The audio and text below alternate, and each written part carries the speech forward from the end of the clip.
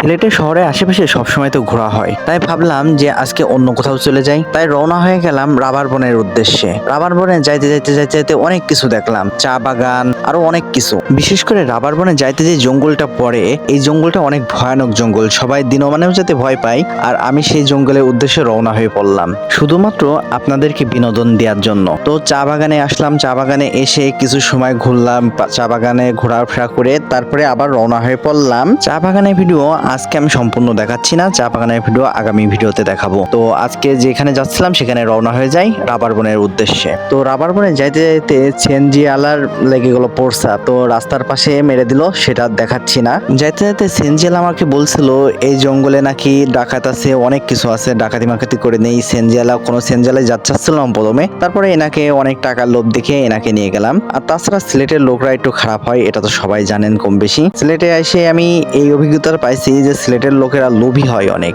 আর স্বার্থপর হয়, ঠিক যেমন যশোরের লোকেরা হয় তেমনই সিলেটের লোকেরাও স্বার্থপর হয়। সিএনজিওয়ালার সাথে যেতে যেতে একটু ভয় ভয় করছিল আমার, কারণ সিএনজিওয়ালা দেখতেও তেমন একটা সুবিধা ছিল না। তারপরেও চলে গেলাম যে রাবার বনের ভিডিওগুলো করে নিয়ে আসলাম। শুনেছি এই রাবার বনে নাকি ভূত পেট জিন পেতাত্তা এসব থাকে, আমি তো এগুলো বিশ্বাস করি না। আপনারা কি বিশ্বাস করেন? যদি সত্যিই এখানের ভূত পেত থাকে তাহলে অবশ্যই কমেন্টসে জানাবেন।